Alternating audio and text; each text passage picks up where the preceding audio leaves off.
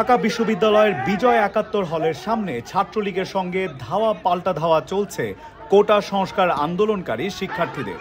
আজ সোমবার দুপুর ৩:১৫টার দিকে এই ঘটনা ঘটে। ছাত্রলীগের হামলায় এই পর্যন্ত কোটা আন্দোলনকারীদের বেশ কয়েকজন আহত হয়েছেন।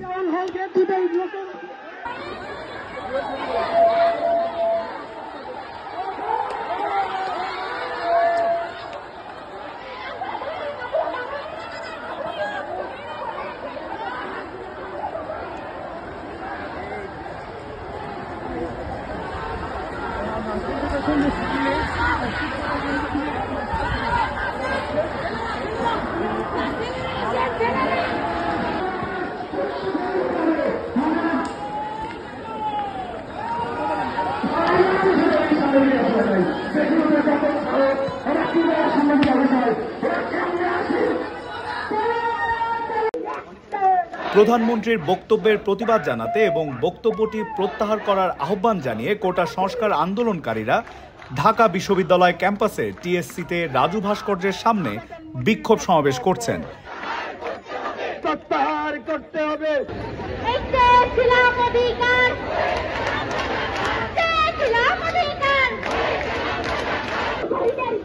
এই সমাবেশে যোগ দেওয়ার আহ্বান জানিয়ে তারা বিশ্ববিদ্যালয়ের বিভিন্ন হলের সামনে মাইকিং করছিলেন। প্রত্যক্ষদর্শীরা জানান, দুপুর ৩টার দিকে বিজয় ৭১ হলের সামনে মাইকিং করতে শুরু করলে হল শাখা ছাত্রলীগের নেতাকর্মীরা তাদের ধাওয়া দেন। এরপর কোটা আন্দোলনের শিক্ষার্থীরাও ছাত্রলীগ নেতাকর্মীদের পাল্টা ধাওয়া দেন।